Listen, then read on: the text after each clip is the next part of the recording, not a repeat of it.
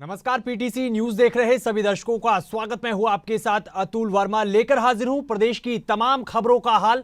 Bulletin की शुरुआत करेंगे आम बजट के साथ।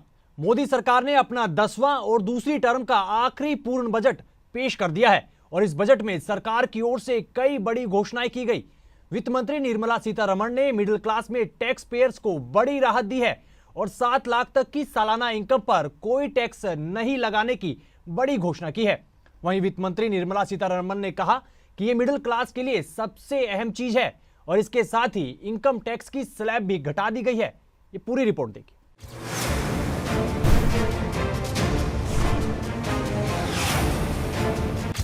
केंद्र की मोदी सरकार ने आज अपना सालाना आम बजट पेश किया है। केंद्रीय वित्त मंत्री निर्मला सीतारमण ने मोदी सरकार के दूसरे कार्यकाल का आखिरी पूर्ण बजट पेश किया। इस बजट में आम आदमी को टैक्स रिबेट के जरिए बड़ी राहत देने की सरकार ने कोशिश की है। साथ ही पीएम आवास योजना को लेकर भी बड़ी घोषणा की गई है। रेलवे के लिए सरकार ने 2,40,000 करोड़ का बजट आवंटित किया है। ये अब तक का सबसे बड़ा आवंटन है। पीएम आवास योजना का आवंटन 66% बढ़ाया गया है। आवास योजना के लिए 79,000 करोड़ रुपए का बजट प्रस्तावित किया गया है। इस बजट में camera lens, mobile phone, TV उत्पाद और इलेक्ट्रिक वाहनों की बैटरी पर सेस कम किया गया है, जिससे इनकी कीमतें कम होंगी। इसके अलावा सबसे बड़ी सौगात के तौर पर आयकर में छूट दी गई है। टैक्स छूट की सीमा को अब 5 लाख रुपए से बढ़ाकर 7 लाख रुपए तक कर दिया गया है। वित्त मंत्री निर्मला सीतारमण ने बजट पेश करते हुए कहा कि ये अमृतकाल का पहला बजट है। उम्मीद है कि इससे पिछले बजट के दौरान रखी गई नींव को मजबूत करने में मदद मिलेगी। उन्होंने कहा कि हम ऐसे समग्र और खुशहाल भारत का दृष्टिकोण रखते हैं जिसमें विकास का फायदा सभी वर्गों तक पहुंचे। उन्होंने कहा कि वर्तमान वर्ष के लिए हमारी अर्थव्यवस्था की वृद्धि दर 7% रहने का अनुमान है। ये दुनिया की बड़ी अर्थव्यवस्थाओं में सबसे ज्यादा है। भारतीय अर्थव्यवस्था सही रास्ते पर है और उज्जवल भविष्य की ओर बढ़ रही है। Estimated at 23.3 lakh crores. The fiscal deficit is estimated to be 5.9% of the GDP. In my budget speech for 21-22, I had announced that we plan to continue the path of fiscal consolidation, reaching a fiscal deficit of below 4.5% by 2025-26, with a fairly steady decline over the period. We have adhered to this path, and I reiterate my intention to bring the fiscal deficit below 4.5% of GDP by 2025-26. To finance the fiscal deficit in 2023-24, the net market borrowings from dated securities are estimated at 11.8 lakh crores. The balance financing is expected to come from small savings and other sources. The gross market borrowings are estimated at 15.43 lakh crores of rupees. वित्त मंत्री ने कहा कि कृषि से जुड़े startup को प्राथमिकता दी जाएगी। युवा उद्यमियों द्वारा कृषि स्टार्टअप को प्रोत्साहित करने के लिए कृषि त्वरक कोष की स्थापना की जाएगी। इसके अलावा बजट में किसान सम्मान निधि के तहत 2.2 लाख करोड़ रुपए दिए गए हैं। वहीं कृषि ऋण का लक्ष्य बढ़ाकर 20 लाख करोड़ किया गया है। वित्त मंत्री ने कहा कि मत्स्य संपदा की नई उप योजना में 6,000 करोड़ का निवेश किया जाएगा।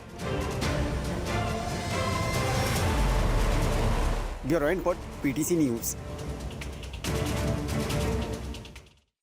तो बजट में टैक्स पेयर्स को बड़ी राहत मोदी सरकार की तरफ से दी गई है। साथ ही इस बजट में काफी चीजें ऐसी भी हैं जिन्हें सस्ता करने की बात कही गई है, तो कुछ चीजें ऐसी भी हैं जो महंगी होने जा रही हैं। सस्ती होने वाली चीजों में एलईडी टीवी, मोबाइल फोन, कपड़ा, खिलौने, इलेक्ट्रिक गाड़ियां, साइकिल आदि शामिल है। जबकि सिगरेट, शराब, सोना, बाहर से खरीदा जाने वाला चांदी का सामान, प्लेटिनम आदि सामान महंगा होने जा रहा है।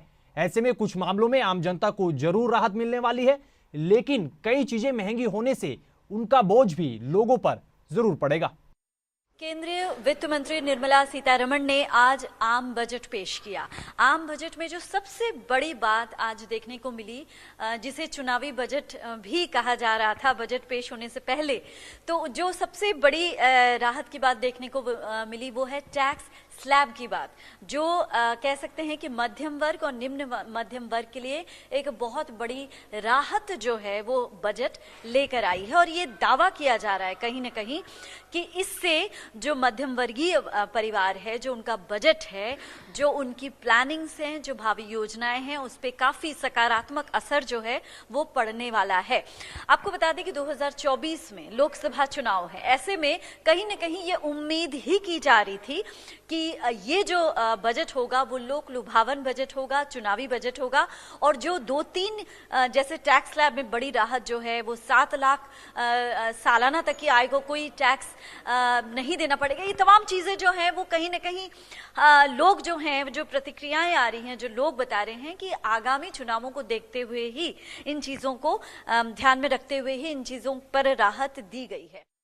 तो अमृतकाल के पहले बजट को हरियाणा के मुख्यमंत्री मनोहर लाल ने विकास वाला बजट बताया है। सीएम मनोहर लाल ने बजट पर प्रतिक्रिया देते हुए कहा कि अमृतकाल का यह पहला और क्रांतिकारी बजट है और इस बजट में सरकार ने हर वर्ग का ख्याल रखा है। सीएम ने कहा कि युवा, महिला, किसान, व्यापारी आदि सभी वर्गों को बजट की घोषणाओं में फायदा होगा। और मुख्यमंत्री मनोहर लाल ने कहा कि 7 लाख तक सालाना इनकम वालों को टैक्स में छूट देकर मोदी सरकार ने नौकरी पेशा और खास तौर से मिडिल क्लास को बड़ी राहत दी है और अंत्योदय को ध्यान में रखकर ही ये पूरा बजट बनाया गया है। हमारी केंद्रीय वित्त मंत्री श्रीमती निर्मला सीतारमण जी ने जो आज ये बजट प्रस्तुत किया है संसद में, बहुत ही एक अच्छा अमृतकाल का ये पहला बजट, बहुत क्रांतिकारी बजट जिसको मैं कह सकता हूँ। और ये जो बजट है ये हर वर्ग के लिए, समाज के हर व्यवसाय करने वाले व्यक्तियों के लिए एक प्रकार का ये राहत देने वाला बजट है। विशेष तौर पर मध्य आय वर्ग के जो लोग हैं उनको एक आयकर के नाते से, आयकर दाता के नाते से बड़ी राहत दी गई है। तो केंद्र की मोदी सरकार ने अपने दूसरे कार्य